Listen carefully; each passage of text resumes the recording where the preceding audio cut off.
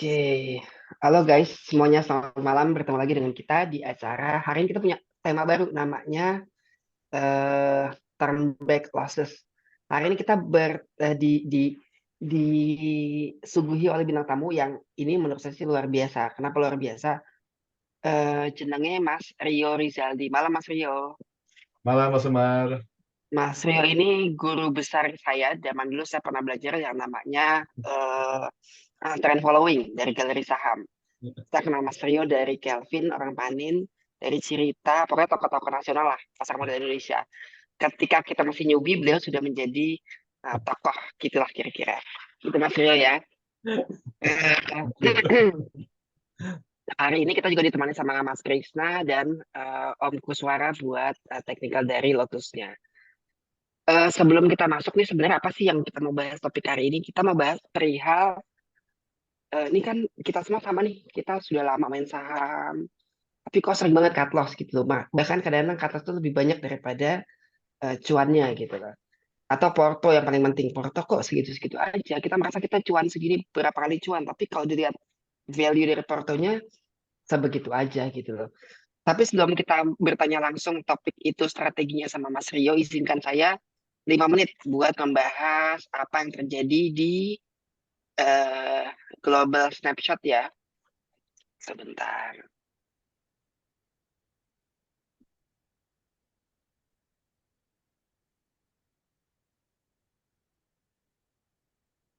Ini sudah kelihatan?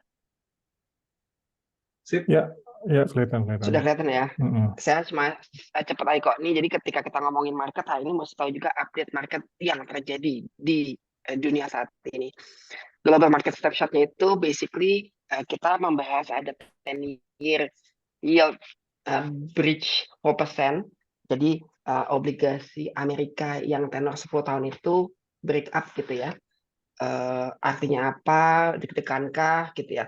Terus kita bilang bahwa global bond sell off. Terus yang menjadi pertanyaan terakhir adalah who will buy the treasury. Jadi ketika terjadi Amerika sell off dari bonds-nya itu, sementara keadaan Amerika itu kan memang belum baik. Nanti ketika dia menerbitkan bond lagi, who's going to buy? Ini akan ada hubungannya sama yang kedua, bahwa China economy stumble. Knowing the fact bahwa yang beli obligasi Amerika itu adalah yang paling besar adalah Jepang dan China. Jadi ketika China ini dia mulai bilang bahwa sign of strain, China fight ekonomi, bahwa China tuh sedang tidak baik-baik saja. Uh, the next question adalah kalau kita punya partner yang beli obligasi kita itu sakit, who's going to buy again? Balik lagi tadi. Uh, dan jangan lupa kita mesti bahas China karena in terms of Indonesia, if I'm not mistaken 23,4% perdagangan Indonesia itu ke China. Jadi kalau China ada apa-apa, it might be impact sama Indonesia, kurang lebih begitu.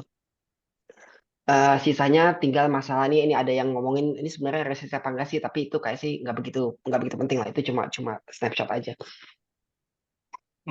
Yang saya mau bahas hari ini adalah sebenarnya gini, ketika terjadi ketika terjadi ngomong major trend di global itu tidak baik-baik saja, dan kita kan mesti still make money di transaksi kita gitu ya. Makanya kita mengundang Om Rio nih perihal memahami risk profile kita, memahami mengatasi bias. Bias itu paling sering tuh Om Rio. Kalau saya nih kita nih merasa orang lama, kita kenal sama emiten, kita kenal sama yang namanya ring satu gitu ya. Ketika ini nih bukan curhat nih, tapi it happen to me. Ketika technically sudah break resist, tapi karena kita yakin bahwa menurut orang ring satu itu lu sabar aja gitu loh. Mhm. Dan kita akhirnya mengabaikan technical konfirmasi yang harusnya ada gitu loh. Kira-kira begitulah. Gimana caranya eh, mengurangi bias-bias dari ilusi, bias dari konfirmasi, dan segala macam. Kapan kita memakai analisa teknikal secara tepat gitu ya. Yang paling penting biasanya selalu dibilang sama ini, risk comes from not knowing what you are doing. So setelah ini kita akan dengar sedikit fundamental dari Mas Krisna. Untuk selebihnya langsung ke Mas Rio perihal gimana strategi trading di saat market yang eh, saya bilang agak-agak volatile gitu ya. Karena hari ini bagus, besok jelek, hari ini senang, besok deg-degan gitu loh. Eh, Waktu dan tempat Mas Krisna, kita kasih sebentar ya buat selanjut nanti sama Mas Rio. Monggo Mas Krisna. Oh ya, terima kasih Pak Umar. Selamat malam semuanya. Jadi ini kita jumpa lagi di webinar Lotus ya. Di beberapa kesempatan sebelum-sebelumnya kita juga saling menyampaikan pendapat, gambaran mengenai perkembangan market baik domestik dan global. Dan di dalam banyak pertemuan sebelumnya, saya so far ya masih dalam kondisi optimis ya. Terus ya meskipun tingkat optimismenya itu selalu ya cukup naik turun juga gitu. Sementara Om Umar mungkin lebih lebih banyak cenderung negatif, menyampaikan concern-concern, tapi ya itu memang selalu jadi lahan perdebatan.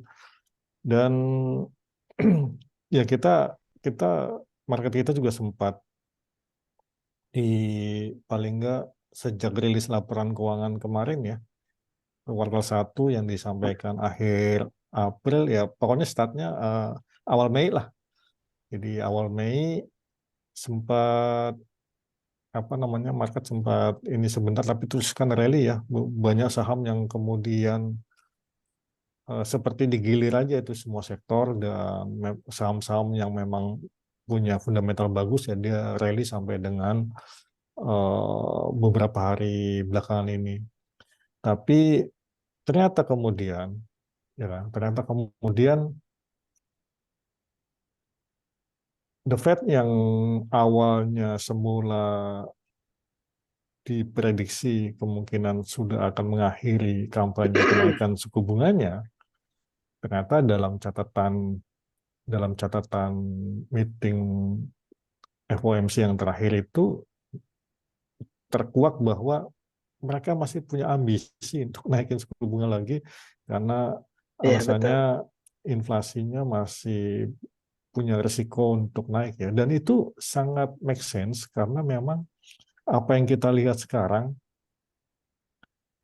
eh, harga komoditas hampir di semua komoditas ya, mulai dari soft commodity maupun yang energi-energian itu kembali merangkak naik ya. Hmm. Grain, soft commodities awalnya sempat sempat meredup gitu ya. Ternyata eh, pekan ini mereka naik lagi ke mendekati lagi level tertingginya tahun ini gitu ya. Kita lihat kayak misalnya kayak apa namanya itu, kedelai, jagung, dan semacamnya. Dan yang mengkhawatirkan ini harga energi ya, harga batu bara, harga minyak, sekalipun China yang tadinya jadi barometer eh, commodity price ya. Ya. Meskipun China ekonominya kita lihat melambat, jadi ini kalau kalau prediksinya JP Morgan benar, nanti dalam 2 tahun terakhir itu China pertumbuhan ekonominya hanya di bawah 5%, artinya untuk pertama kalinya sejak zaman zaman Mao Zedong tahun 1970-an, China itu untuk pertama kalinya pertumbuhan ekonominya itu di bawah 5%. Jadi waktu di 2 tahun terakhir itu kan pertumbuhan ekonomi hebat sekali ya, bahkan mereka sempat tumbuh sampai 15%, tapi terus melambat terus. Seiring dengan melambatnya perekonomian China, suku bunga China itu diturunin terus. Jadi sejak saat itu, sejak terutama terutama dari sejak 2008 lah ya, karena data saya mengacunya pakai data trading economics itu ya, datanya nggak sampai lama sekali. Jadi pokoknya kalau kita lihat di Maximize itu datanya historical itu tidak pernah ada ceritanya suku bunga China interest rate central bank-nya itu naik. Jadi dia turun terus. Jadi langkah mereka terakhir itu turunin ke 3,5% itu bukan hal baru sebenarnya karena memang kerjaannya turun terus seiring dengan melambatnya ekonomi. Jadi apalagi dengan mereka inflation pressure-nya sudah hilang bahkan deflasi ya, ya mereka juga akan kemungkinan akan terus nurunin suku bunga. Itu harga energi ya tetap naik aja gitu. Ini kaitannya di apa namanya kaitannya mungkin ada kaitannya dengan OPEC juga yang bersikeras untuk menahan atau mengurangi ya, memangkas produksinya barangkali. Kemudian juga ada hubungannya dengan geopolitik yang masih tensinya masih cukup tinggi, ya mungkin bisa jadi. Dan juga mobilitas masyarakat dunia yang sejak pasca pandemi yang semakin tinggi. Jadi itu yang menyebabkan kenapa The Fed sebenarnya masih punya ambisi untuk naikin suku bunga. Harapannya memang itu yang terakhir, harapannya itu yang terakhir. Jadi kalau itu memang yang terakhir, artinya mungkin kita cuma dapat tambahan satu episode. Jadi kalau ini drama, ya dapat tambahan ekstra satu episode lagi kali gitu ya. Dan itu mudah-mudahan, mudah-mudahan, mudah-mudahan apa namanya yang tadi disampaikan oleh Pak Umar soal yield obligasi pemerintah Amerika yang terus naik, nembus. Nah, coba sebentar saya ada chartnya sini ya. Nembus 4% ya. 4,4. Sejak kapan sih terakhir? Sebentar ya. Jadi ini tertinggi sejak 2007 ya. Jadi 4, udah agak turun lagi 4,3-an sejak 2007. Ya mudah-mudahan mentok-mentoknya misalnya ya sampai 5%. Mudah-mudahan. Masalahnya oke itu yang terakhir di Fed naikin suku bunga. Tapi masalahnya kalau itu stay di situ, ya kan sekarang 5,5 ya, kalau next 25 lagi kan berarti 5,75. Kalau itu stay di situ lama, stay di 5,75 lama, ya ini kan apa namanya yield juga kan masih bisa potensi akan terus naik gitu. Dan kita otomatis nih lah kita punya yield bond pemerintah juga naik terus nih 6,6 itu kita sih agak mending tertinggi eh, sejak bulan Mei lah ya. Tapi Mas ini Krisna, aku kasih kasih tanggapan sedikit, Mas. Bahwa kemarin itu banyak analis yang memprediksi setelah spike dari 0,25 menuju 5,5 si suku bunga US akan ada namanya V-shape turun. Tapi setelah knowing the fact kayaknya sih tidak akan bisa langsung turun. Jadi yang Mas Krisna bilang tuh akan ada konsolidasi di atas. Mungkin iya nanti betul betul. Mas Oh, Rio bisa lihat artikelnya gimana gitu loh dari si bond yieldnya itu. Impactnya apa? Kalau di atas itu katanya sih bisa jadi credit crunch apa itu bahwa eh, orang-orang di sektor properti, di sektor kredit gitu ya, yang biasa dulu expense di suku bunga 0,25, 0,5, ketika mesti membayar ekstra di 5,5 saat ini itu akan kewalahan sih harusnya. Eh Fundamentalnya kayak gitulah ceritanya. Mau gak Mas Kristal ya, lanjut? ya saya Nanti sih Om belum Rio belum. tolong dilihat ya, Mm, siapa tahu teknikalnya menunjang gitu loh. Ya, saya sih belum sampai pengen terlalu jauh sampai kredit crunch dan lain-lain ya. Paling tidak yang sudah jelas kelihatan tuh kalau secara historical yang ya kita kan sudah pengalaman udah panjang semua ya di market. Hmm. Rasanya kalau yield naik terus itu belum pernah lihat market di di stock marketnya akan baik-baik saja gitu ya. Biasanya selalu akan Ya, betul. bergerak berlawanan gitu. Yang saya perhatikan begitu ya di sepanjang 30 tahun terakhir ini. Jadi tinggal sampai mana naiknya dan seberapa lama itu yang masih jadi tanda tanya. Em, ini kan memang semuanya epicenternya di The Fed ya. Kita pengen lihat eh, ya itu sih yang paling worried ya. Kalau China, entah kenapa ya, China itu berita China itu dari sejak 2008 selalu selalu cenderung jelek gitu ya. Jadi ada semacam ada bom waktu yang entah kapan meledaknya, tapi nggak meledak-meledak gitu ya. Kita udah tunggu belasan tahun nggak meledak-meledak gitu. Jadi entah kapan meledaknya, apa pemicunya, kita nggak tahu, dan itu apa namanya, luar biasanya China ya. Sampai sekarang ya mereka ya masih fine-fine aja. Yang ya yang masih jadi nomor satunya tetap suku bunga, itu yang memang kaitannya kena langsung gitu ya. Jadi kalau ini tinju, ini udah kayak uppercut gitu ya, jedek kena rahang ya lumayan. Kalau berita-berita lainnya ya paling itu cuman jab-jab aja, jab biasa lah gitu ya. Itu yang agak-agak agak worry ya. Oh, Oke, saya berusaha untuk baca banyak artikel mengenai China, tapi nggak pernah dapat jawabannya. Misalnya kayak Bloomberg ini terakhir dia punya judul seperti ini. Apakah sekarang waktunya untuk khawatir? Rasanya dari dulu khawatir terus, tapi ya nggak apa namanya, ya nggak terjadi apa-apa gitu ya. Kita kita belum tahu ya. Jadi ya mudah-mudahan semuanya fine-fine aja gitu ya. oke, Em, ya amin. saya rasa mungkin sebaiknya kita boleh fokus aja lah. Kalau memang susah secara makro fundamental ya kita coba lihat teknikalnya aja supaya selalu aman. Kadang-kadang trading itu lebih lebih baik ya dalam kondisi market seperti kondisi apapun. Kita selalu bisa survive dengan trading. Kadang-kadang kalau terlalu patokan ke fundamental makro malah susah gitu ya. Nggak Jadi jalan-jalan ya. jadi Oke. jadi mungkin saatnya saatnya kita sekarang mentransformasi strategi trading kita ya Pak Umar ya. Iya, siap. Oke. Oke, Kita siap mungkin menunggu. saya cukup sampai di sini aja sebagai pengantar nih. Terima kasih. Oke, Mas Krisna, makasih banyak nih. Guys, hari ini jadi kita akan fokus nih ke yang namanya technical. Sebenarnya saya masih mau nanya sama Mas Rio nih.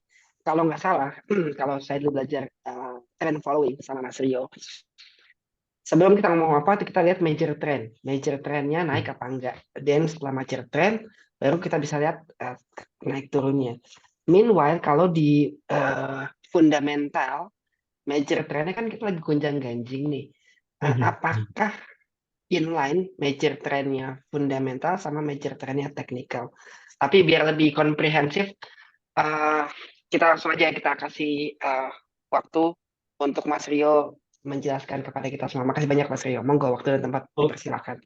Oke, thank you Mas Umar dan Pak Krista atas presentasinya. Ini menarik banget. Jadi kalau kita lihat ya teman-teman ya, ini memang jadi concern yang paling banyak dipikirkan oleh para trader sih. Jadi bukan cuma dari sisi apa ya, dari analisa makro aja, tapi mostly orang-orang baik itu dari capital market ataupun dari trader sendiri, kalau kita ketemu itu memang concern-nya lebih ke Fed rate yang dinaikkan, lalu yield US Treasury bonds yang memang makin tinggi, bahkan Indonesia udah telat naiknya gitu kan, telat yang ditahan rendah gitu seperti itu.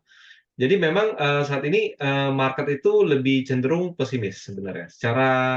Secara data, yes wajar untuk pesimis, tapi apakah secara opportunity kita perlu pesimis. Nah, ini kembali ke tadi penutup dari Mas Umar mengenai apakah fundamental dan teknikal itu berjalan searah, selaras atau enggak.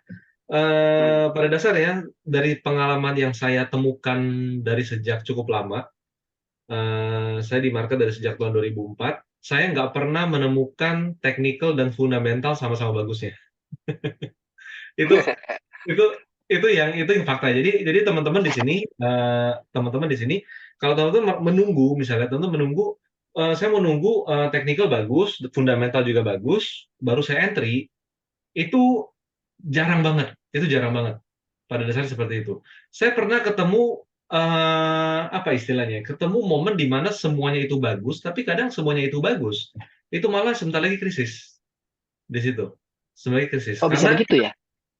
iya, kurang lebih seperti itu. Suka-suka kayak gitu. Jadi kayak fundamental, oh ekonomi growth-nya nih bagus nih. Growth ya, kita ngomong growth. Kita nggak bicara Hmm. perintilannya, Mas.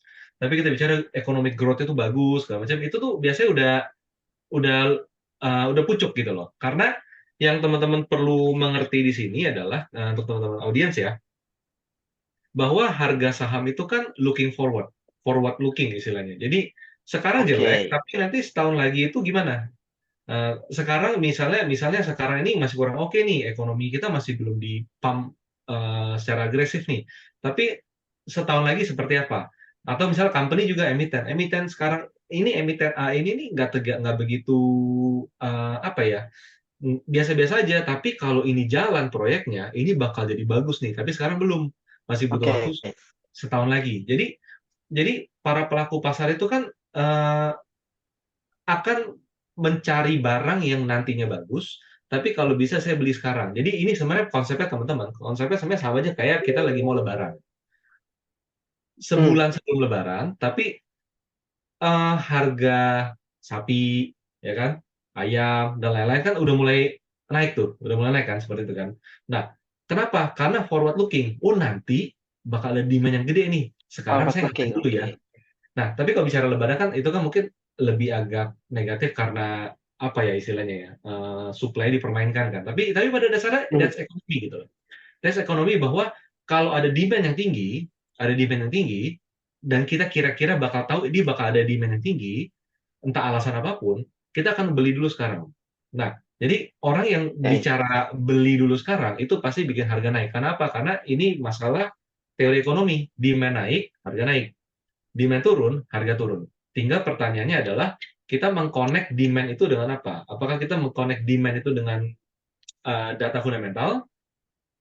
Nggak masuk, nggak matching. Kenapa? Di company tersebut belum ada gitu loh, belum jadi, belum terlaporkan, belum baru action plan, belum Hmm, dieksekusi, belum implementasi seperti itu.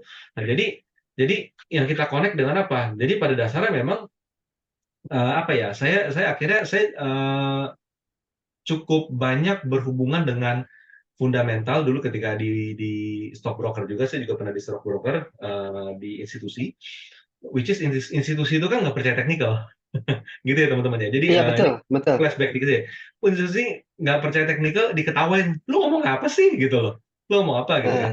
Eh, Tapi karena saya mendalami teknikal, akhirnya yang saya lakukan adalah apa? Akhirnya apa? Akhirnya saya menemukan fakta bahwa ini nggak bisa, ini nggak nyambung, ini nggak ada yang nyambung, ini chartnya mau naik, tapi nggak ada berita apapun gitu loh. Nggak ada berita apapun. Ini hmm, chartnya mau turun, berita jelek ada nggak? Dari sebelum-sebelumnya udah setahun yang lalu naik terus juga beritanya buruk gitu loh. Tapi masih naik terus.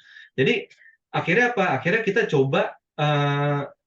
coba untuk cocokmologi gitu loh, bahwa oh emiten ini cenderung potensi naik nih, teknikalnya mau naik. Akhirnya saya coba sama tim mencari berita apapun itu, apa yang positif di company ini. Kagak ada gitu. oke. Udah gimana dong? Biar dia beli gimana?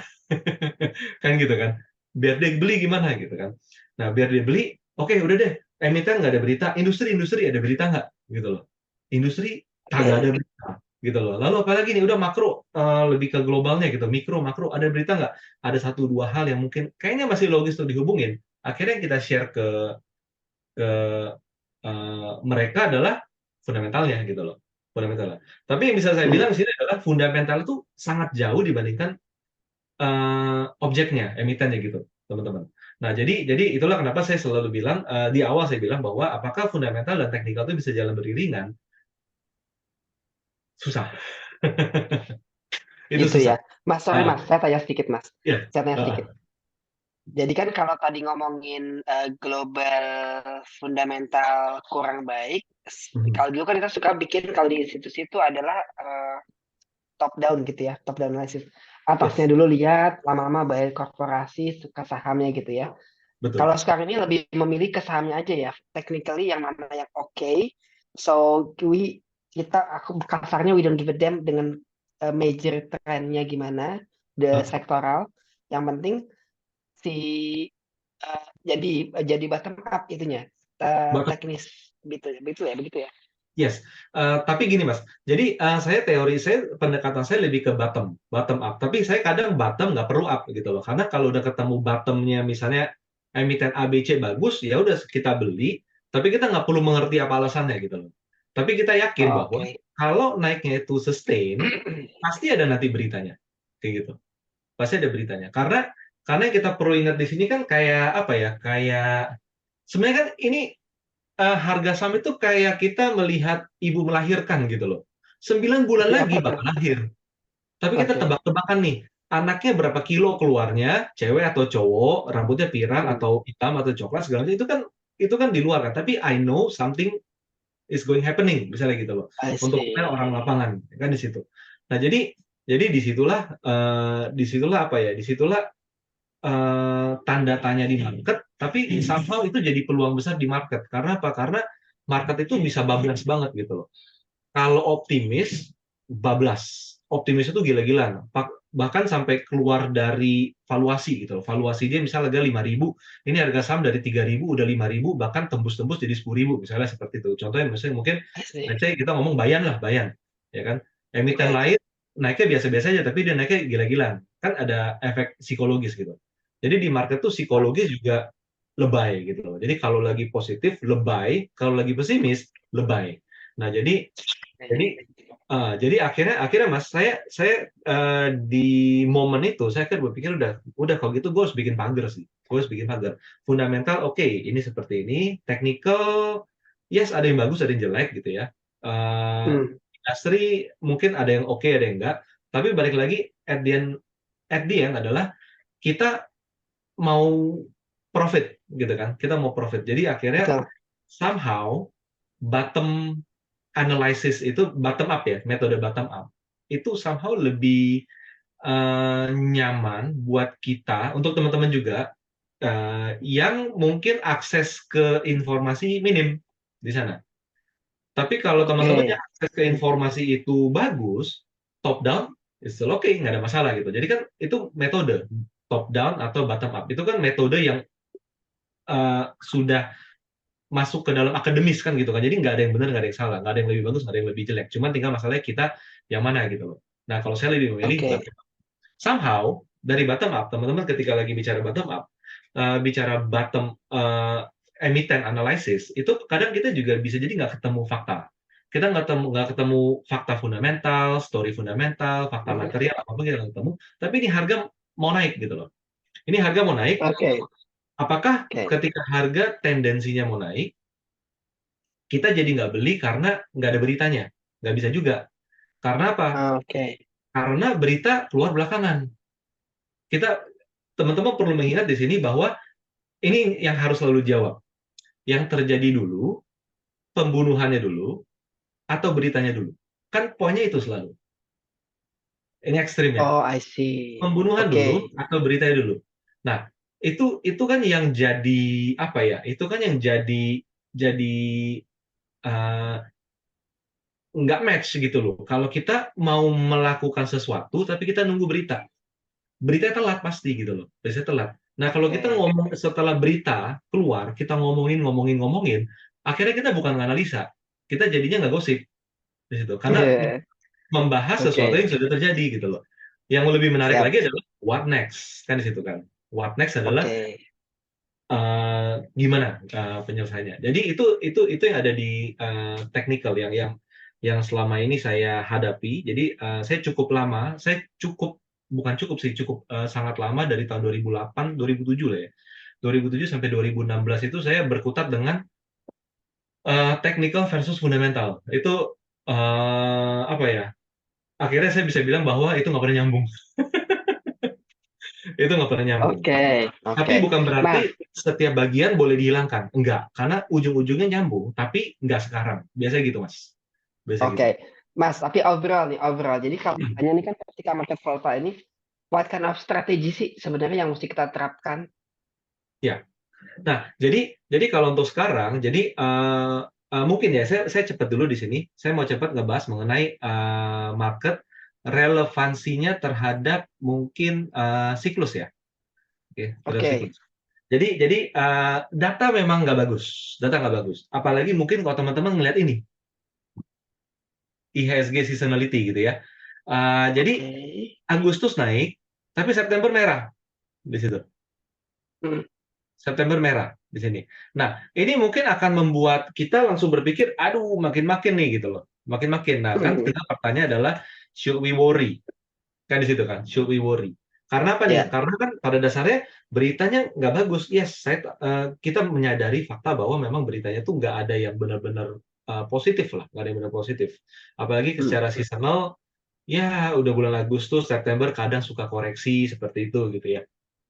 Nah, balik lagi, ketika ditanya apakah kita perlu khawatir, kalau saya sih jawabnya enggak di situ. oke. Kenapa? Karena bottom up analysis lagi kalau di saya. Bottom up analysis seperti apa? Kita lihat IHSG, teman-teman. Kita lihat Oke. IHSG. IHSG, seberapapun kita melihat IHSG nggak kemana-mana, aduh IHSG nggak naik-naik, saya beli saham nggak Betul. naik-naik gitu kan. Bisa jadi memang sahamnya belum tepat mungkin, atau bisa jadi memang sahamnya naik dikit dijual, atau naik terus gitu loh. Kayak mungkin di BRI gitu kan. Iya, Di oke. BRI dijual, ganti saham lain, yang ganti saham lain nggak naik-naik. BCA-BRI naik terus, tapi yang lain nggak naik. Nah, itu tanda market itu konsolidasi, Mas. Jadi, teman-teman kita bisa lihat dari sejak tahun, ini berapa ya? Sejak tahun 2022, 12. Dua-dua ya. Oke, dua-dua. 2022 full sampai 2023, sampai ini kemarin saya bikin dari sampai bulan Mei, karena dulu ada topik sell on May and go away sama Oke. beberapa komunitas. Ini indeks kita tuh sideways, kotak hitam. Ini benar-benar murni ini sideways. Tapi yang menarik itu sekarang kayak gini. Ini kotak hitam adalah gambar yang kemarin di sini. Ini gambar sideways. Nah, yang sekarang ini adalah lanjutannya. Jadi koreksi ini sesuai dengan skenario bahwa indeks kita ya akan gerak di range bawah itu 6.500, range atas 7.400. Ini range-nya seperti itu.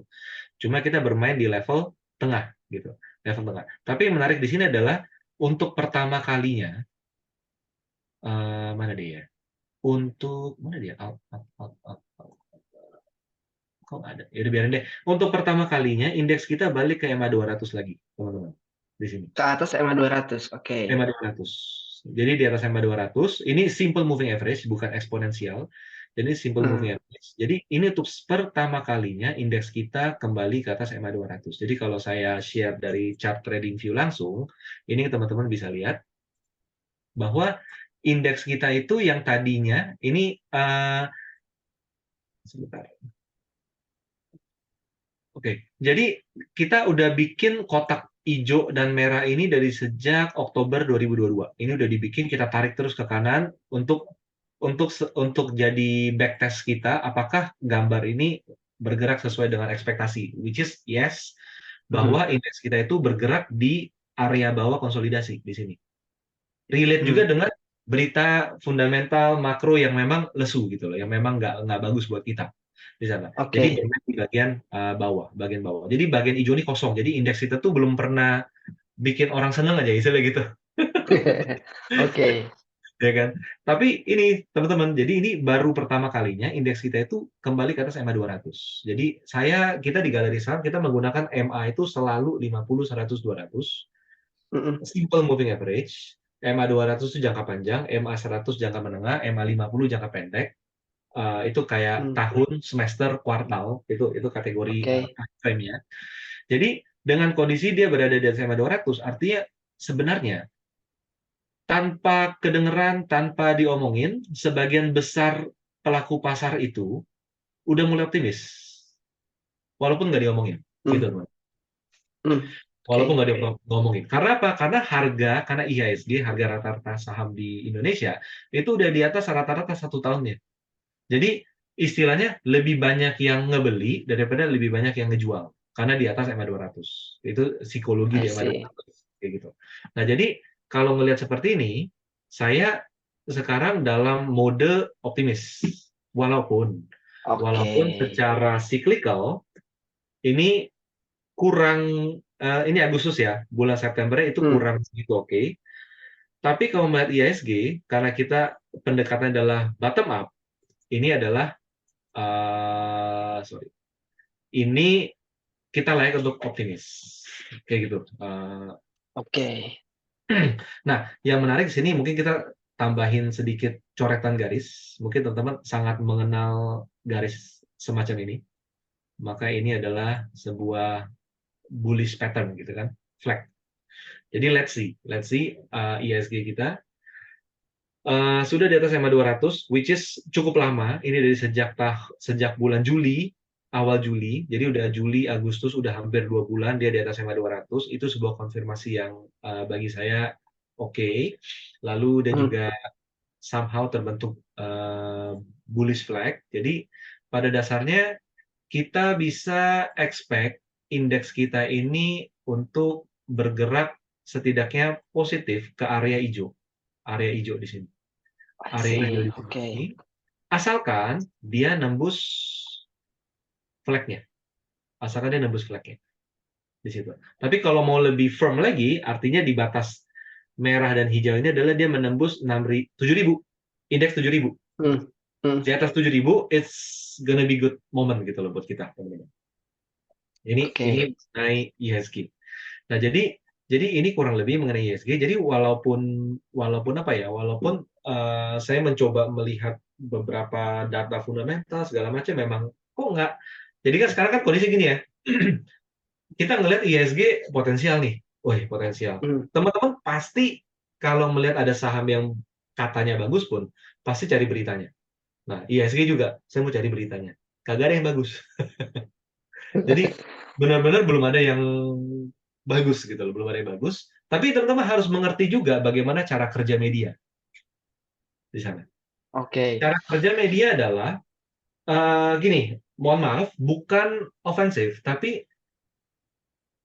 kebanyakan di sana kan bukan investigator, gitu loh. Jurnalis bukan investigator, tapi untuk menyampaikan apa yang dia dengar, kan seperti itu. Bahwa apa? Company public expose, ya kita sudah tumbuh 15% penjualannya, net profit margin sekian, bla bla segala macam, itu disampaikan ke kita, kan gitu. Jadi sebenarnya kan nggak ada bedanya kita ikut public expose dengan kita membaca media. Nah, jadi kalau tidak ada yang disampaikan dari sumbernya, pada dasarnya berita juga nggak akan ada, gitu loh. Kalau yang sumbernya sibuk kerja, sibuk ngejar target, bahwa target apa nih? Target pertumbuhan gue harus push gini. Pak, ada wartawan mau interview, gue nggak ada waktu, nggak ada berita gitu loh di sana. Beritanya adalah si bos ini nggak mau ditemuin terus, tapi kan nggak pernah kayak gitu kejadiannya. Nggak ada berita seperti itu.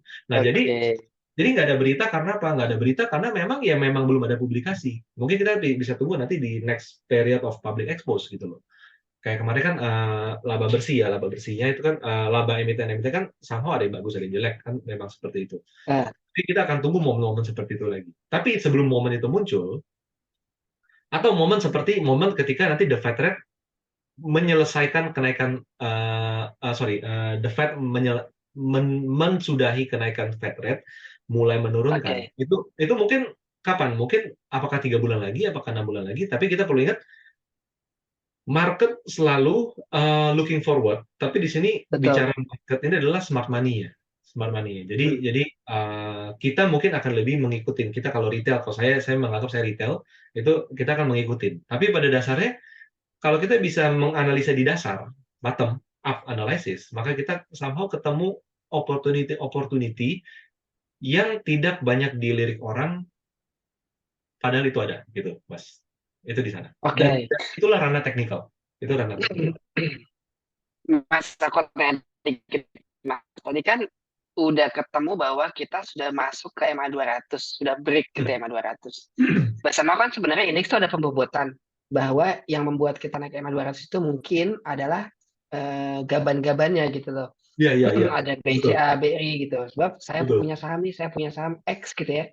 Betul. Kok kayak nggak merasakan tuh naik EMA 200 gitu loh. Gimana caranya memilih bahwa saham kita itu cukup bagus ke depan. Ini saya lanjutin dikit lagi chart IHSG ya, Mas ya. Jadi ini adalah istilahnya time frame kecil dari IHSG, bahwa dia sudah bergerak di area biru, ada tendensi untuk naik setidaknya ke area hijau di sini. Jadi di atas 7.000. Nah, big picture-nya apa sih? Big picture-nya ini sebenarnya jadi pegangan saya pribadi bahwa saya harus tetap optimis dengan market. Gambar ini, Mas. Di sini. Jadi kalau teman-teman yang trader yang sudah cukup lama di market ataupun yang udah sering melihat sosial media, sekarang kan trader semakin tinggi pengetahuannya karena di-share semua di sosial media. teman-teman akan sadar bahwa ini adalah pola inverted head and shoulder di sini. Jadi konsolidasi yang terjadi saat ini cukup lama sih, ini 2 tahun, 1,5 tahun ini, itu sebenarnya adalah tes the neckline of IHNS ini. IHNS ini terbentuk dari sejak 2018.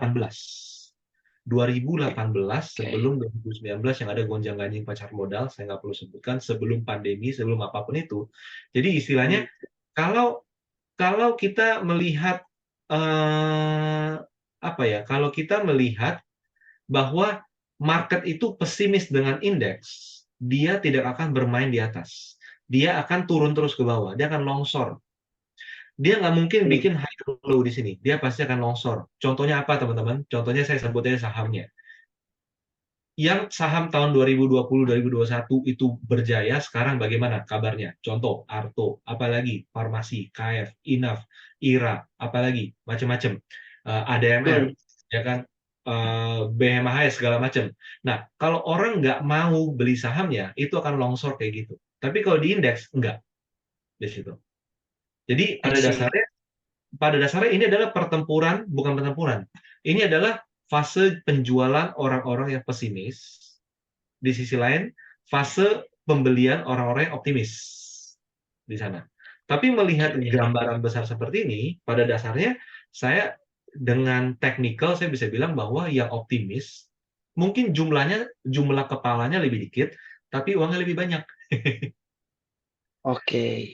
Teman-teman. Jadi ini poinnya nih, ini poin pentingnya adalah kok saya ketemu banyak trader semuanya pada pesimis ya, tapi indeks kita bisa di atas 200, indeks kita bisa stay di atas, bisa mau mendekati 7.000. Kok bisa? Mana mungkin? Jadi kita perlu ingat adalah smart money gitu loh, bahwa jumlah mereka lebih sedikit, tapi uang mereka lebih banyak. Jadi bisa jadi nggak ketemu di lapangan bahwa semua orang optimis. Ketika kita ngobrol sama semua orang di sekitar kita, lagi ngafe, lagi ngapain, ngumpul, semua orang optimis, hati-hati, itu akhir bullish, euforia. Seperti Oke. ya kan Mas? Oke, benar itu benar Ya banget kan? tuh. Itu Iya. sadar nggak teman-teman? Ini pelajaran pandemi itu pelajarannya bagi saya itu komplit untuk teman-teman, apalagi yang baru masuk ketika pandemi. Coba lihat bank digital. Pas kita bingung bank digital apa, harganya naik. Tapi ketika semua orang pintar udah ngerti, oh bank digital gini, beda sama konvensional tuh gini, kelebihannya tuh gini. Boom, turun. Lalu farmasi. Pandemi, iya nih orang takut nih beli masker, vitamin segala macam. Ini vaksin entah kapan yang ketemu ya. Teman-teman sadar nggak? Akhir dari rally saham farmasi itu kapan? Ketika vaksin pertama disuntikan ke presiden. Kan di sana. Jadi yang salah Jokowi gitu. Bukan. Oh, bukan. Bukan, Pak. Jadi kirain. itu mungkin bisa dipelesetin gitu ya, tapi bukan. Jadi ada prinsip gini, prinsip bahwa spekulasi orang bahwa benar nggak ya ini, benar nggak ya itu, gitu, itu harus dikonfirmasi oleh sesuatu, gitu. Nah, jadi ketika presiden udah disuntik, gue buat apa ragu lagi, gitu kan? Buat apa ragu lagi? Tapi balik lagi, mindset retail dengan smart money itu berbeda. Kalau mindset retail adalah gue beli, tunggu kepastian. Tapi kalau mindset smart money adalah gue beli sebelum semuanya pasti, mengepul, misalnya seperti itu. Tapi ketika semuanya pasti, gue butuh orang untuk jualan. I see. Di sana. Jadi teman-teman perlu mengerti konsep ini gitu loh. Jadi konsep framework ini itu tuh yang paling penting di pasar modal. Bahwa apa? Kita harus melihat mindset kita sebagai pelaku pasar, kita sebagai konsumen, atau kita sebagai produsen. Produsen butuh market untuk ngebeli di sana. Jadi kayak apa? Kayak restoran. Dia butuh market untuk ngebeli barang dia. Nah, mereka itu adalah smart money kalau di pasar modal. Kita menunggu sudah launching baru ngebeli. Nah, kita adalah konsumen. Jadi itu yang kadang suka kebalik, teman-teman. Itu suka kebalik di antara di market, tapi itu relate, nyambung di dunia real. Gitu. Jadi smart money butuh market untuk menjual, tapi market retail butuh konfirmasi untuk membeli. Nah, jadi ya gitu deh. I see, oke. Om Gus, ada yang mau tanyain apa enggak nih? Perihal teknikal tadi saya banyak sebenarnya. Emang nggak Om Gus yuk? Ada yang mau tanya apa enggak? Ada deh. Ini kan kalau saya larinya ke behavior ya, behavior Behavior, Mas. trader, Heeh. bukan behavior market. Jadi gini, saya katakanlah punya temen si ABCD ya gitu. Ini tahu saham ini lagi turun ya kan, jebol support ya kan. Dia seakan-akan, wah gua nih jago technical, gue bisa semuanya. Dia beli, dia serok, akhirnya dia nyangkut Nah, ya kan. Itu banyak kan ya kayak gitu ya. banyak. Nah, Siapa nama teman itu, Mas? katakanlah Abdul lah gitu ya. Eh, cara Oke. untuk mencari bottomingnya itu yang secara dari pengalaman ya dari Mas Rio sendiri, cari bottoming itu yang benar yang apa ya, ibaratnya yang mendekati dibilang akurat kan 100% tuh nggak ada ya, tapi at least mendekati 40% lah gitu ya, 30-40% untuk cari bottoming itu strateginya seperti apa sih? Misalnya katakanlah saham ABCD-nya nih lagi turun terus ya kan, terusnya didukung sama fundamentalnya juga nggak bagus, tapi si trader ABCD-nya ini kekeh, ini saham nih bagus, pair-nya bagus, PBV-nya, tapi bottomnya nggak kelihatan gitu. Nah ini cara strateginya dari pengalaman. Kalau Mas Rio kan memang sama aku lebih ke trend following ya, cari momentum sebenarnya gitu. Nah di sini ada teman-teman, ada kurang lebih 8.900 orang audience ya, pengen tahu gitu, gimana sih tips and triknya mencari bottoming, ini waktunya reversal. Sebenarnya itu Oke. paling susah buat saya sendiri sampai sekarang belum bisa gitu. Mungkin Mas Rio punya tips and triknya. Oke, nah jadi pada dasarnya kalau kita mau bicara cara bottoming ya, jadi ini relate ya sama apa yang kita share, kita obrolin dari tadi. Kita perlu pakai metode yang selalu sama. Itu poinnya teman-teman. Pak Guswara. Jadi kalau saya kan di sini pakainya MA 50 100 200. Jadi walaupun ada variasi lain, tapi saya selalu pakai 50 100 200. Bukan berarti teman-teman harus pakai MA 50 100 200 di sana. Tapi temukan model yang konsisten untuk Anda semua gitu loh. Itu di sana. Jadi masalah dari trader itu adalah apa? Dia mencari indikator untuk mengatakan iya waktunya beli. That's the biggest problem di semua trader. Itu di sana. Itu pengamatan saya. Jadi ini bukan ilmiah ya, tapi itu pengamatan saya. Jadi kalau saya ngobrol sama orang, saya kan pendengar yang baik ya gitu ya. Saya biarin dia ngobrol gitu kan segala macam. Jadi pada dasarnya kesimpulan kebanyakan yang bisa saya temukan adalah kita cenderung mengganti indikator untuk diiyakan gitu loh, untuk diiyakan. Itu nggak beda sama sehari-hari gitu loh. Ini mobil bagus ya gitu loh. Habis dari Gaikindo misalnya, gila ya itu tuh Hyundai Ioniq 6 itu keren ya gitu kan, keren ya. Enggak bagus ah, keren lah, gila lu model kayak gini segala macam gitu kan. Enggak, teman dia bilang enggak, dia kan ngobrol ke teman lainnya gitu loh, sampai dia bilang Jadi iya nih Anda bagus, lu kayak beli aja gitu loh, lu ya. beli aja, kalau ada duitnya lu beli aja, udah jadi beli. Jadi kan kita ngobrol itu kan untuk cari teman, kadang-kadang kan ada psikologi seperti itu gitu loh. Nah, itu juga terjadi dengan indikator, bahwa kita ganti indikator biar apa? Biar dijawab iya. Nah, itu yang menjadi masalah. Jadi ini Betul. contoh paling gampang. Contoh paling gampang, kalau saya patokannya adalah EMA 200. Kalau dia sudah di atas EMA 200, potensinya itu panjang. Tapi kalau saya nggak sabar, saya akan ngelihat EMA 50 aja gitu loh. Udah EMA 50 aja. 50 udah di atas EMA 50, artinya naik. Padahal masih ada EMA 200 di atasnya gitu loh. Ya. Atau kalau nggak gini, saya pakainya EMA 200, tapi karena saya pede, jadi ini harga di sini, EMA 200 di sini. Gila, ini ganti deh jadi EMA 20. Oh, udah di atas nih EMA 20. Oh, I see. Ini yang di ini Relate ya Mas ya? apa Maksudnya kan sering ada kejadian gitu. eksponensial atau standar moving average-nya nih? Nah, Silakan kalau Mas Rio jadi sendiri. kalau saya jadi untuk MA, prinsip saya adalah karakter masa lalu sama sekarang bobotnya sama. Jadi saya pakainya simple. Mas. Oh, pakai simple. Simple. Kalau kita menganggap karakter masa sekarang lebih benar daripada masa lalu, pakainya eksponensial. Tapi saya orang yang percaya bahwa manusia itu nggak pernah berubah. Benar, Pak. Oke. Jadi poinnya itu, manusia itu nggak pernah berubah, kecuali ya gitu deh ya, kecuali gitu. Cuman Kecuali kalau dapat hidayah biasanya ya. Oke. ya, Kalau nggak dapat hidayah nggak berubah gitu. nah,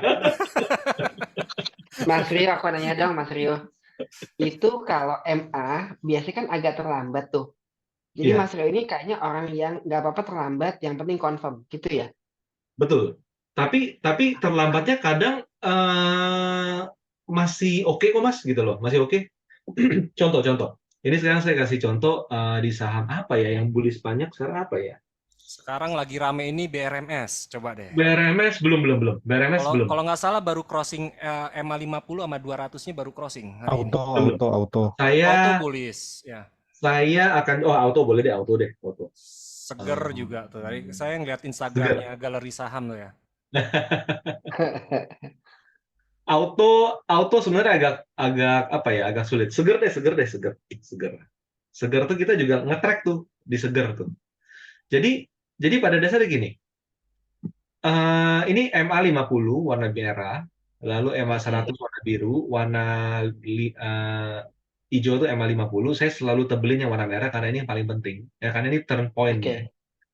Jadi pada dasarnya kalau kita melihat ada indikasi sebuah saham itu sudah bisa, kuncinya sebenarnya tiga sih Mas. Teman-teman tiga sih. Kalau untuk mencari bottom reversal.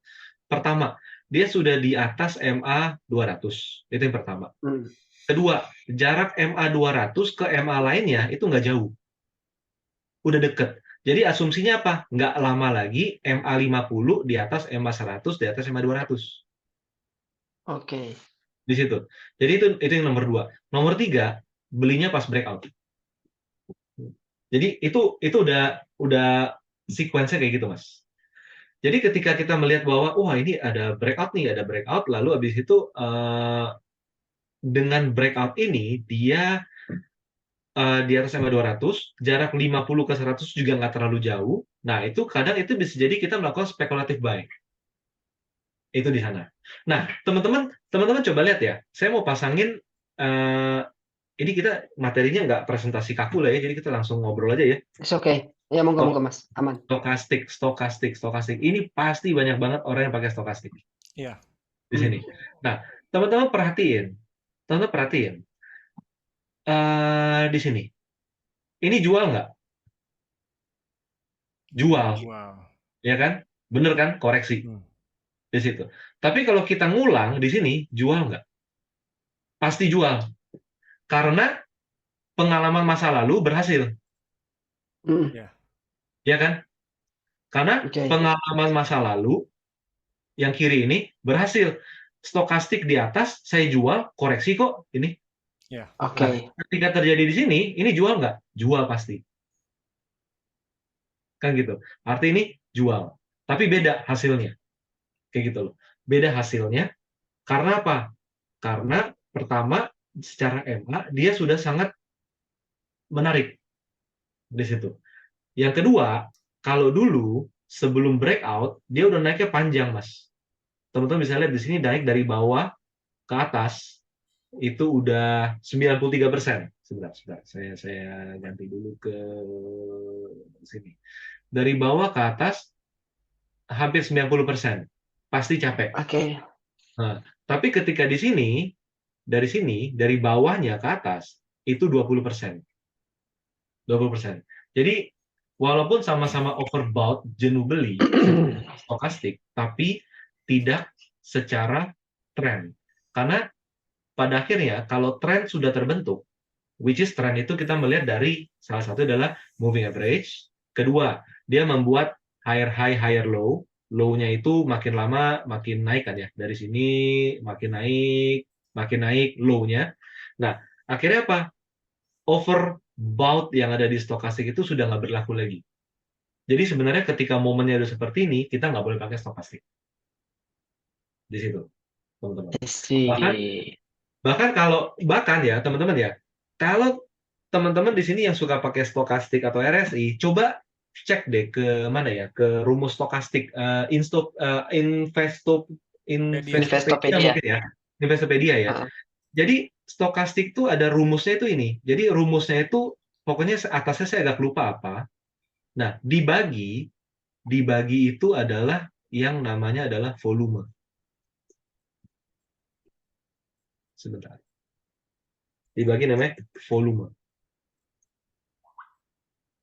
Volume. Latar ini saya. Nah, dibagi volume. Jadi, artinya apa? Kalau volumenya kecil, angkanya naik. Gede gitu loh. Jadi misalnya ya, ini contoh ya. Misalnya angkanya misalnya Oh, 5, I see. angkanya 50 nih ya. Oke. 50 dibagi volume. Kalau volumenya itu 5, angkanya jadi 10. Tapi kalau Mm-mm. volume itu 100, angkanya jadi 0,1. Nah, ini kan volume gede nih, Mm-mm. ya kan? Jadi stokastik itu udah nggak kepake, udah beda gitu loh. Udah beda. Jadi volume itu, faktor volume itu mempengaruhi stokastik. Jadi that's why stokastik sangat bagus untuk saham sideways, tapi sangat jelek untuk saham di awal fase bullish. Kayak gitu teman-teman. Nah, ini saya mau lanjut dulu sedikit. Inilah yang membuat di sini di materi saya mau sampaikan di sini bahwa strategic trading plan ini ada dua, market sideways sama swing trade. Jadi sideways itu Oke. intinya adalah in average. In average. Jadi harga sahamnya mondar-mandir dengan moving average. Lalu similar high dan low. Jadi kalau kita mau lihat grafik saham, saham sideways itu ada di Aceh kalau nggak salah. Nih, bukan apa ya? Akra. Nah, Akra ini sideways nih. Udah dari sejak Oktober tahun lalu. Kenapa? Dia udah mondar-mandir moving average, teman-teman.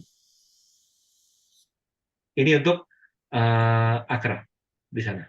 Nah, itu dia karakter sideways. Jadi kalau karakter sideways, kita harus swing trading, buy low, sell high, buy low, sell high. Jangan buy and hold. Pasti nggak naik-naik. Oke. Karena moving average itu kan yang merangkum pergerakan harga di situ. Dia tidak melihat proyeksi ke depan, tapi gue hanya ngitung 50 hari terakhir, angkanya gini. Gitu loh. Jadi intinya kalau udah sideways, udah nempel-nempel MA, itu pokoknya naik, dijual, turun, dibeli. Tinggal temukan support. Nah, kalau swing trade jadi gitu ya. Jadi strategi buy low, sell high. Nah, ada lagi saham yang trend following, teman-teman. Trend following itu main karakternya adalah above average, di atas average. Jadi dia membentuk higher high, higher low, selalu makin tinggi, baik high-nya maupun low-nya. Jadi kalau untuk saham trend following itu artinya mungkin seperti kalau Seger baru naik, yang trend following adalah WIM di sini. WIM. Jadi karakter beda nih. Dulu dia sideways di sini, tapi ketika dia udah stay di atas MA, tidak turun lebih rendah yang kemarin, dia rally terus, artinya dia above average. Jadi kalau kita udah menemukan kondisi seperti ini kita harus buy and hold gitu. Saya coba ya, saya masukin stokastik ya. Karena stokastik itu bahasa universal di market kita. Nih, stokastik. Somehow bener kan? Ketika dia stokastik di atas, naik, koreksi. Naik, koreksi. Tapi ketika udah di sini, dia nggak pernah kayak gini gitu loh. Nggak pernah kayak gini. Dia malah turun terus gitu loh. Dan kalau naik kita jual, yang jadi kita ketinggalan kereta gitu. Teman-teman. Ketinggalan kereta terus. Akhirnya apa? Nggak jadi punya. Dulu sempat punya, tapi udah nggak jadi punya. Nah, jadi kalau konfigurasi udah di atas 3 MA, stokastik harus dihapus di sana. Jadi itu teman-teman untuk kondisi. Jadi ini kondisi ya. Jadi kalau harga saham di antara MA bolak-balik di atas MA, di bawah MA dan lain sebagainya macamnya, itu buy low sell high. Tapi kalau dia di atas semua moving average, ini buy and hold di sana. Atau contoh lain kayak gini. Ketika dia bolak-balik di antara MA, walaupun nggak kena MA 200, tapi dia di antara MA, ya dia lagi sideways. Tapi Hmm. ketika dia sudah breakout, dia di atas 3 moving average, maka dia adalah buy and hold. Nah, nanti mungkin yang jadi pertanyaan adalah, kapan kita tahu dari sideways jadi uptrend? Itu kan jadi pertanyaan lagi. Teman-teman pasti akan bertanya di sini. Kapan dari Iya sideways betul jadi Mas. uptrend? Tahunya dari mana kan gitu kan? Hmm. Tahu dari mana? Nah, paling gampang adalah melihat contoh seperti gini. WIM ini. Jadi biasanya saham yang mau rally, ini biasanya ya, dia naik dulu, dia ketahan previous high yang lama di situ. Tapi dia nggak balik Oke. koreksi, dia sideways agak lama. Dia sideways agak lama, MA-nya di atas MA, dia di atas MA, somehow MA-nya itu rapi, 50, 100, 200. Kecil di atas yang besar Oke. di Hmm. situ.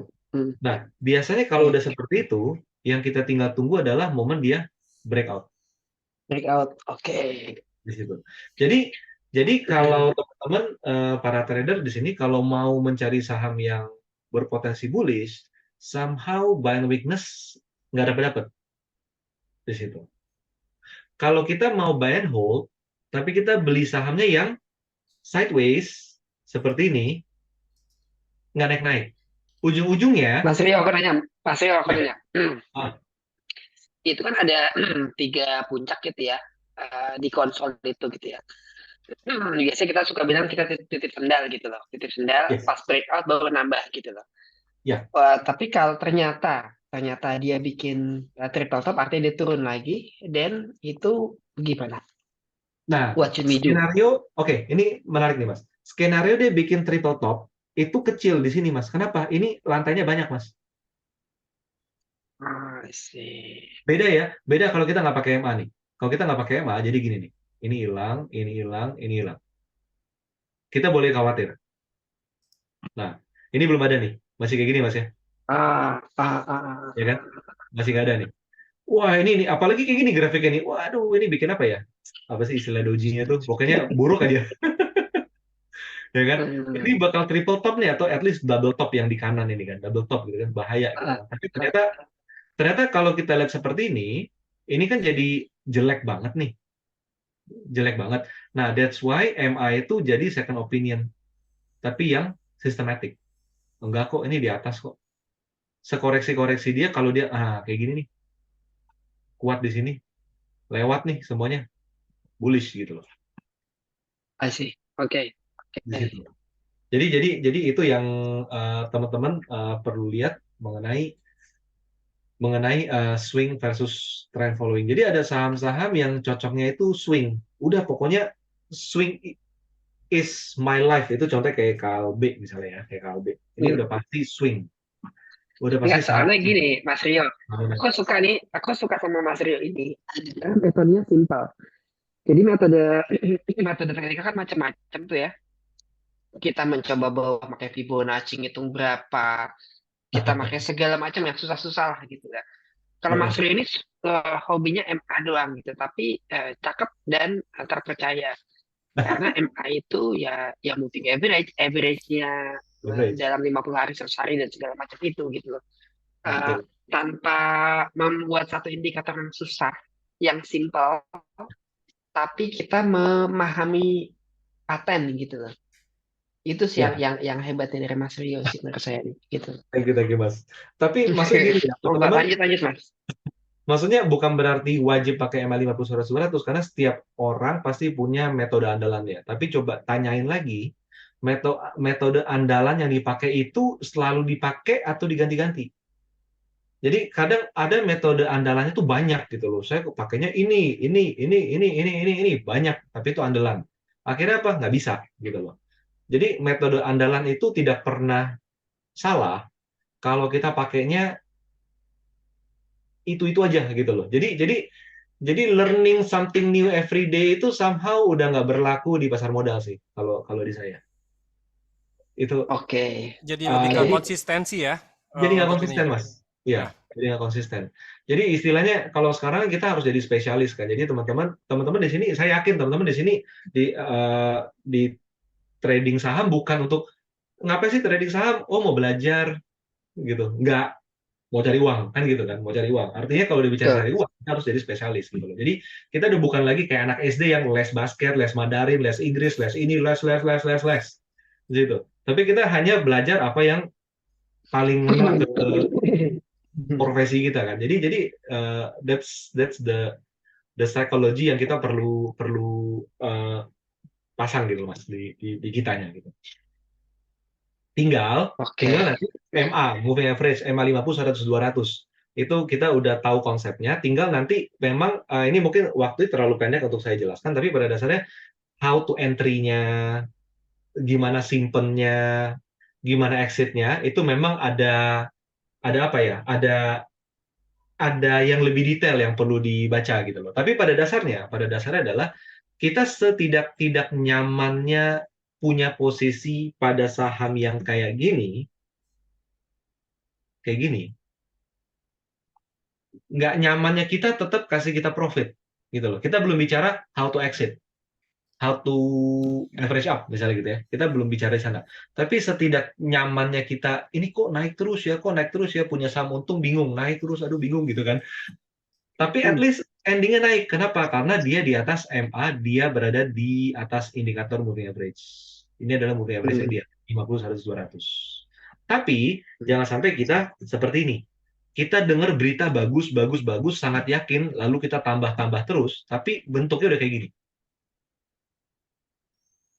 Ini sideways, tapi sekarang sudah di bawah 3 moving average, teman-teman. Artinya apa? Kebalikan dari uptrend. Kebalikan dari dulu di sini. Arti ini tendensinya sebenarnya turun. Kayak gitu. Ini tendensi turun. Di situ. Jadi itu yang perlu kita pahami dari sisi market, bahwa kita perlu melihat kalau harga saham nempel bolak-balik dengan MA 50, 100, 200, ini strateginya swing trading. Buy low sell high deh, jangan cari untung banyak-banyak. 5%, 7% keluar, 5%, 7% exit aja, seperti itu. Tapi kalau dia sudah dalam posisi di atas MA, maka once kita menemukan entry point yang menarik, itu simpen agak lama, karena tendensinya rally gitu. Kita nggak pernah tahu. Ya, kenapa Mas? Biasanya gini Mas, pasti kasih tahu nih kita oh bener. Besok pagi biasanya. Karena ketika diinformasikan tuh, ya gue ini sebenarnya udah tahu ini gitu loh. Tapi di lapangan tuh suka berbeda karena noise, macam-macam lah gitu loh. Oke. Tapi emang Mas, jadi gini, saya ngerti kok. Kita apalagi kalau di capital market dari broker ya, itu kan informasi kan datang terus, nggak diminta pun datang gitu loh. Kadang kan gitu ya, sampai overload information. Tapi balik lagi, kalau saya ujung-ujungnya pakai technical untuk memfilter. Lu ngomong apa? Ini. Buka grafiknya, lihat MA-nya 50, 100, 200 di sana dulu. Jadi kalau konfigurasinya, dia dari bawah MA udah naik konsol, boleh nih dipantau gitu loh. Tapi kalau yang dia omongin itu masih terlalu jauh, misalnya terlalu jauh dari MA, contohnya apa ya? Apa yang lagi rame tapi nggak gitu-gitu banget ya? Mas, aku mau tanya, boleh nggak saham? Ini Boleh. Mas Kus nih sebelah sama gue nih. Saya mau nanya Toba Mas, kemarin kan saya bilang, wah PI-nya tuh PBV-nya murah, terus di bawah udah nyungsep bolak-balik. Coba ya. Analisa butuh panduan aja sedikit. Oke. Toba artinya saya mengkombinasikan dengan PBV. PBV-nya murah ya. Coba kita lihat di sini. Nah, Toba itu downtrend nih Mas. Jadi dari sejak pada dasarnya gini, dari sejak dia di bawah MA 200. Jadi ini udah kayak ketok palunya lah. Ini udah kayak vonisnya. Dari sejak 1000 ini downtrend. Jadi dari 1000 sekarang dia ke berapa sih? Ke 300. 368. Nah sekarang let's say gini, sekarang ini udah ada fakta bahwa PBV ini udah sangat murah. Berapa kali ya? Kayak di bawah 1 kali ya ini ya. Di bawah 1 kali ya. Dia setengah kali ya betul. Oh, 1/2 kali. Tapi, oke, kalau saya melihat Toba, oke, saya catat dulu Toba, tapi ini belum menjadi entry point. Karena Oke. dia dengan sangat amat tegas di bawah 50, 100, 200 di sini. Oke. Sangat tegas. Kenaikan kemarin pun yang ini, dia tidak ke atas EMA 200. Jadi teman-teman trader bisa melihat gini, ini saham mau senaik-naik apapun, kalau dia masih di bawah EMA 200, jual aja. Nanti bisa dapat di Oke. bawah gitu. Karena dia di bawah EMA 200. Bahkan salah satu contoh yang paling luar biasa adalah di saham ini, MPPA. PPA. Oke. Nih, dari berapa? 700 tinggal 80 di sini. Jadi ini I see. luar biasa, maksud dalam arti apa? Ini soalnya kalau lihat dari tertinggi ya, dari tertinggi berapa ini? 1000-an. Ini udah turunnya itu 93% dari puncak. 93%. Jadi maksudnya apa? Maksudnya adalah kalau saham itu sudah downtrend, kita nggak pernah tahu di mana dia landasannya kecuali itu 50 gitu, Mas. Di sini. Oke, siap. Berapa banyak orang yang sangat optimis dengan saham ini kan? Ini nggak meng-offense sahamnya, cuma maksudnya ini psikologis gitu loh. Ini psikologis bahwa market itu bergerak irasional di sini, irasional sekali, kayak gitu. Jadi I jadi see. jadi balik lagi, pokoknya prinsipnya adalah buka grafik saham menggunakan moving average. Saya nggak bilang bahwa 50, 100, 200 harus dipakai oleh semua orang, enggak. Anda bisa pakai juga misalnya 20 sama berapa ya? Kadang 20 tuh pasangannya 50, 20, 50 atau 5, 10, 20. It's okay. Arti time frame trading kita lebih pendek. Tapi kita tahu bahwa eh, apa yang harus kita ambil tindakan untuk kalau dia di antara moving average atau dia di atas moving average gitu loh. Jadi Oke, Mas, saya confirm jadi bahwa penentuan MA itu tergantung risk profile kita ya. Kalau saya agak pendek, saya boleh pakai 5, 8, 20 atau ya suka-suka lah gitu ya. Yang bisa, penting ya. kita menemukan jati diri kita di MA tersebut gitu ya. Betul, Mas. Jadi nggak ada masalah dengan kalau menurut jadi gini ya, kalau saya di kelasnya galeri saham, saya akan selalu bilang pakainya 50, 100, 200. Hmm. Karena itu yang paling general tapi paling mencakup semua orang gitu kan. Cuma kalau kita teman-teman di sini ada yang suka pakainya itu 20, 50, 100 misalnya ya. Atau 5, 10, 20 misalnya seperti itu, nggak, it's okay. Yang penting itu dipakai terus gitu loh. Dan kita tahu bahwa oh kalau dia masih di antara 3 MA itu, ini pakai stokastik aja misalnya. Buy low, sell high, buy low, sell high, buy low, sell high. Tapi kalau harga udah di atas 3 MA yang kita andelin, ya itu udah lebih ke buy and hold. Kayak gitu, Mas. Siap, oke. Akhirnya dapat ilmu buat mengingatkan lagi sih sebenarnya nih. Mau nanya lagi Betapa nggak kita kira-kira siapa Pak Umar ke Mas Krisna Toba gimana? nggak usah udah. Tadi kan udah ke saya, Memahami, ke Mario. Satu lagi sama Enggak. Mas Krisna biar lebih serem gitu. Nggak Saya, kan tadi saya- mengkombinasikan fundamentalnya ke Mas Rio juga, tapi ternyata memang kalau MA 200-nya itu belum nyenggol segala macam ya memang ya udah dipelototin aja sampai dengan konfirmasi Betul. terjadi. Iya, jadi saya- gini Mas. Jadi bukan berarti itu salah atau bukan berarti itu nggak akan terjadi bahwa dia naik, tapi kita lebih baik nunggu big money-nya masuk dulu, baru kebaca nih, ini beli serius atau enggak. Yang serius pasti harganya naik. Kenapa? Demand-nya gede. Kan pas pakai uang gede. Likuiditas Toba berapa sih? Untuk mereka masuk pakai uang standar mereka, itu pasti harga akan kerek naik. Tinggal pertanyaannya ke atas EMA 200 atau enggak. Arti gini, kalau harga saham udah di atas EMA 200, arti si buyer besar ini punya punya banyak saham Toba dengan rata-rata sudah di atas rata-rata setahun terakhir, which is dia udah makan barang-barangnya orang gitu. Orang-orang yang nyangkut udah cut loss, dia yang makan. Jadi dia udah kekumpul di dia. Jadi itu mungkin analogi EMA 200. time frame setahun. Karena biasanya setahun itu kan time frame yang panjang buat siapapun gitu loh.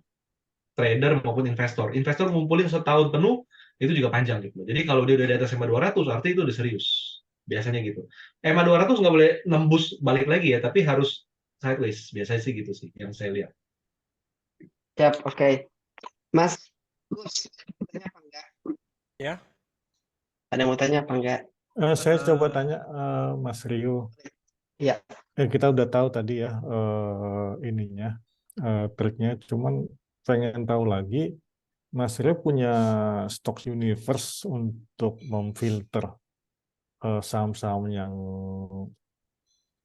yang dipilih nggak ya? Maksudnya kalau moving average kan memang itu untuk kita untuk cari timingnya ya. Tapi Iya. untuk akhirnya yang ditembak yang mana itu ada filternya nggak atau ada batasan-batasan saham tertentu? Oh, oke. Apa Jadi sih ininya? ya. Oke. Jadi kita punya stock universe, Pak. Jadi kayak contoh gini, saya ke TradingView aja. Ini kita itu di TradingView, kita di ini nih bukan di TradingView sih. Ini nggak untuk semua orang sih. Cuman di TradingView itu kita bikin watchlist. Pro Trend. Jadi kita kan ada Profit Trader Club ya. Jadi Pro Trend. Pro Trend itu isi sahamnya ADMR, Adaro, Bayan, ITNG, MDKA, MIDI, Nelly, PANI, PGO, Seger, WIM. Nah, ini dia nih. Jadi ini stock universe kita sementara ini untuk saham trending di situ. Saham trending. Nah, ini tervalidasi di sini ya. Jadi bukan berarti ini main ganti-ganti gitu. Jadi di sini kita kalau di sini kita di galeri satu ada profit dari itu, jadi kayak trend watchlist itu ini dia nih sahamnya memang. ADMR, Adaro, Bayan segala macam. Semua saham yang masuk di sini pasti sudah dianalisa dulu secara teknikal. Jadi bukan yang oh ini infonya bagus kita masukin, infonya ini nih dimasukin enggak, tapi memang technically ada potensi gitu. Nah, itu untuk yang trend following. Kalau untuk swing kita juga ada. Untuk swing ini kita ada Ali, Adi, Asa, BDMN, Bevin, Cetera, Doit dan lain sebagainya. Jadi ada Pak, itu memang ada. Oh, tapi milih saham-saham yang masuk ke stock universe itu tetap pakai basic technical ya. Pakai Nggak ada campur tangan fundamental gitu. enggak, malah saya Enggak ya. dari situ baru saya cari-cari fundamental ya Pak. Jadi saya Oh, oke. sama teman-teman broker tuh udah tahu ada yang bagus baru nanya, ini ada info nggak? Ini ada info nggak gitu. Saya soal tipenya bottom up. Oke. Bottom up di situ Pak. Iya. Oke, thank you Mas Ri. Sama-sama Pak. Kayak Seru gitu. ya malam ya. Saya nanya Nelly sama Hais, boleh nggak? Hah? Nelly sama Hais. Nelly sama Hais. Boleh. Coba kita lihat. Jangan lihat sih. Ini Nelly juga saham ini kita nih. Nah, di sini kan ada Stock Nelly. universe juga ya masuk ya. Di mana dia nih? Nelly. Nah, Nelly sama. Nah, Nelly ini sama persis kayak tadi yang saya contohin. Dia bisa stay flat di atas 3 MA-nya. Di sini. Likuiditas nggak ada, nggak terlalu gimana-gimana amat, lalu berita juga nggak ketemu gitu kan, sampai akhirnya pas itu saya bandingin, Temas gimana, SMDM gimana, dan lain-lain gitu ya, Bull gimana segala macam, tapi cuma ini yang menarik, nah naik deh kayak gini Mas. Jadi kalau Nelly pada dasarnya masih uptrend, tapi apakah ini udah momen untuk entry lagi pada dasarnya, nah jadi kalau kita di galeri saham, untuk entry exit itu memang kita ada tools-nya ya. Jadi saya coba cepat aja dulu di sini. Nah, seperti ini. Jadi intinya Nelly ini butuh konsolidasi beberapa saat lagi agar resistennya dia ini, yang ini resistennya, bisa turun ke bawah. Bisa turun ke bawah. Dia break level, let's say level 595 dia tembus, ini tendensinya ngelanjutin kenaikan lagi. Jadi ini untuk Nelly, Lalu satu lagi apa? Hais ya. Kita balik aja ya. Untuk Hais. Hais juga sama ya. Hais juga. Tapi Hais ini kalau lihat karakternya ya. Sebentar. Nelly. Ini Nelly. Nih, teman-teman bisa pelajari karakter saham dari masa lalunya. Coba lihat Nelly itu kalau naik ninggalin MA jauh di bawah nggak? kayak gini. Ini juga kan, ninggalin EMA jauh di bawah nggak? Kita coba lihat highs. Bentar, highs.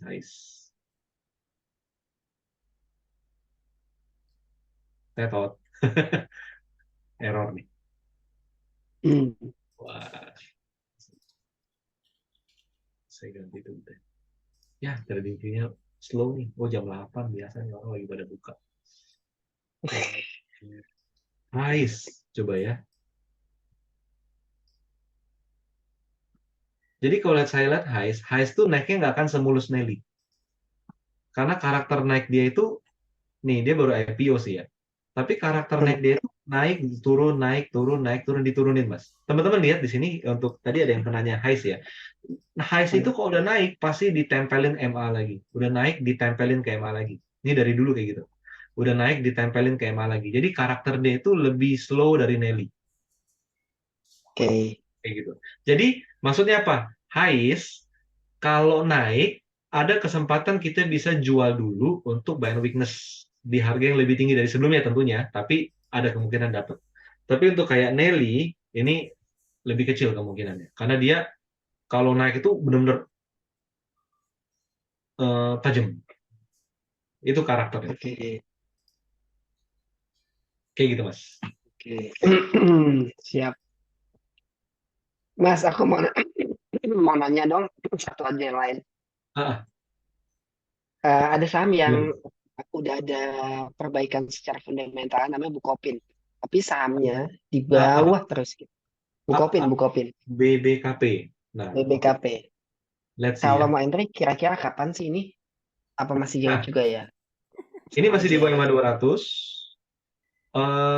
Jadi dari sejak sini ya, ini jadi ketok palu itu selalu di bawah EMA 200 di 350, sekarang 90. Nah, jadi entry itu nanti kalau di sini, Mas. Kalau di sebentar, mana ya?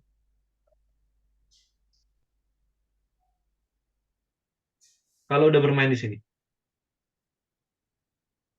Ini Oke. skenario paling ideal nih, Mas.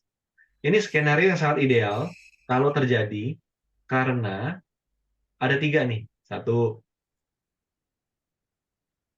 2, bentar. 1, 2.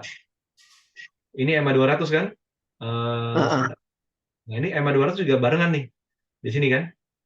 Jadi kalau kita bikin Oke. kotak, jadi gini. Nah, sama tuh. Jadi entry nanti di sini. Biasanya konsolidasi dulu. Karena pasti sangat banyak trader yang ketika melihat BBKP naik ke sini, mereka akan melihat historis di sini. Pasti jualan. I see. Pasti jualan. Psikologisnya pasti jualan. Apalagi dulu juga ada. Ini koreksi. Pasti mereka jualan di sini. Itu psikologisnya. Oke. Itu I jualan. see. Tapi kalau mereka jualan, harga nggak turun, harga tetap stay di atas 200, artinya pertanyaan lagi, siapa nih yang beli? Kan gitu, Mas. Oke. Artinya serius nih yang belinya. Oke. Aduh. Hari ini dapat ilmu banyak sih sebenarnya nih. Ini sudah jam 25.04 loh. Mas Krisna ada mau tanya apa enggak? Mas Gus, Nah, saya cukup sebelum kita closing statement, Mas Gus ada enggak? Aku sih nggak ada ya. Semuanya udah sama. Kita sealiran sebenarnya. Cari momentum. Karena kita di pasar modal itu yang kita cari adalah momentum cari duit. Sebenarnya. Oke. Bukan Oke. momentum hilang duit. Bener Betul, nggak? Mas. Enggak. Ini aku sama sedikit ya, Mas Rio ya, bahwa memang kita berbeda-beda, tapi pastikan kita menemukan cara yang sesuai dengan hati nurani kita gitu ya. Kadang-kadang yang saya bilang saya kenal sama itu, saya kenal sama ring 1 itu harusnya bisa lebih dinetralkan di itu sama chart gitu ya. Mungkin Betul. Mas Rio kasih final statement Mas, sebelum kita closing, saya Mas. boleh nambahin nggak mengenai ring 1? Boleh, monggo. Ini teman-teman ring 1 ini bukan berarti ring 1 di istana ya, bukan gitu lah ya. Maksudnya ring 1 Iya. komunitas lah gitu ya. Jadi pada Wah, dasarnya saya pernah ketemu dengan beberapa orang. Dia pernah jadi, oh ada investor gathering. Ya lo, gue habis duduk di sampingnya direktur emiten A, di samping oke, direktur emiten si B, which is emitennya itu bukan yang GCG amat gitu ya. Tapi oke. eh, responnya apa? Iya lo, orangnya tuh humble banget ya, orangnya tuh baik banget ya, ini banget ya. Dia cerita tentang bisnisnya, company-nya. Kayaknya market aja nih yang nggak setuju. Maksudnya company bagus kok. Jadi kita duduk di sebelah tuh orang aja, kita jadi langsung pengen punya sahamnya gitu loh. Ini kalau bicara emiten doang gitu. Jadi Oh, pada I dasarnya, see. ya kan?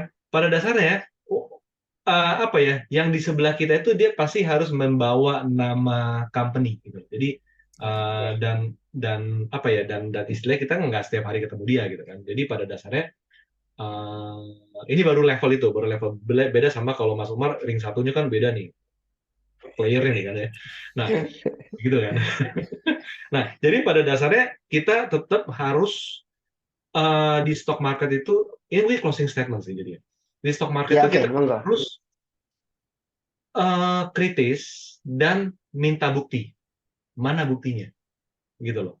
Nah, kita Hmm, nggak bisa nanya mereka mana buktinya, tapi kita bisa lihat buktinya di grafik saham. Lu mau mhm. bilang fundamental lu bagus, grafik saham lu nunjukin ini bagus nggak? Lu mau bilang ini harganya murah, tapi di grafik saham ada yang beli atau enggak?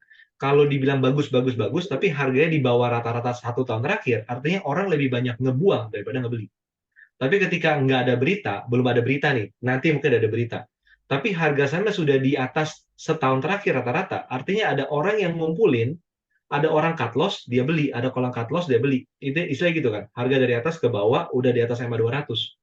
Jadi ada Hmm, somebody, someone, atau apapun itu yang ngumpulin sehingga harga jadi di atas rata-rata 1 tahun terakhir. Artinya ada sesuatu gitu loh. Tinggal kita cek, ada hmm. nggak beritanya? Ada nggak datanya? Tapi kalau nggak ada, tetap ikutan gitu loh. Karena nanti pada akhirnya harga dengan berita pasti akan sinkron. Tapi teman-teman perlu ingat, Inline, oke. berita bagus keluar ketika harganya juga bagus, bukan murah, Ya, oke. harga bagus gitu. Oke. Jadi barang bagus pasti ketika harga bagus, beritanya kayak gitu, biasa gitu teman-teman. Mungkin itu yang dari saya bisa sampaikan. Siap, oke. Oke, Mas Rio, terima kasih banyak nih hari ini. Kita dapat ilmu banyak, simpel tapi benar-benar basic yang harus dipahami oleh kita dan dijalankan. Perihal MA, eh, ini I'm talking to myself gitu ya, buat saya pribadi kayaknya kita sudah ngerti, tapi ketika dilihat lagi, oh iya, sebenarnya ini kan simpel dan memang sangat berguna. Kita sok-sok pakai metode yang advance, padahal yang kita Yang nggak dasarnya memahami aja gitu loh. belum menguasai gitu ya. Iya betul gitu loh. Mudah-mudahan hari ini bermanfaat buat semuanya. Terima kasih banyak buat Mas Rio khususnya, buat Mas Krisna, buat Mas Kuswara. Eh, Program kita perihal turn back losses mudah-mudahan akan terjalankan kalau kita konsisten menjalani apa yang diarahin sama narasumber. Terima kasih banyak semuanya. Selamat malam again Mas Rio. Terima kasih banyak udah mau mampir ke sini ya. Thank you Sehat-sehat Mas terus. Umar. Ya, Mas Ya, Rio, Terima selamat terima kasih. malam kasih. semuanya. Selamat Ya, malam. thank you Pak Sampai Krisna, jumpa lagi. Mas Kamara, teman-teman semuanya. Ya, Jangan kapok ya Mas Rio bye. ya. Ya. Ya, makasih Mas. Thank you. Yo, Oke, izin live kita ya. izin tutup webinarnya ya. Ya.